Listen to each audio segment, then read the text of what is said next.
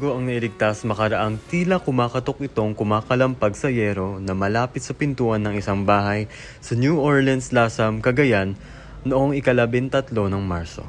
Nang makita daw ni Reza Unipa, anak na may-ari ng bahay, ang musmos na kuwago o Philippine Scops Owl, agad itong ikinulong upang hindi kainin ng aso. Agad namang itinawag ito sa kanyang kaibigan na si Christine Joy Sagun ang pangyayari sa Kaakibat Biodiversity Watch Volunteers. Dahil magubat ang kinaroroonan ng kanilang bahay, hinala ng ama ni Reza na maaaring nahulog ito mula sa isang pugad sa isang puno ng nyog na malapit sa tabi ng kanilang bahay. Nasa pangangalaga na ng mga kinatawan ng Senro ang kuwago.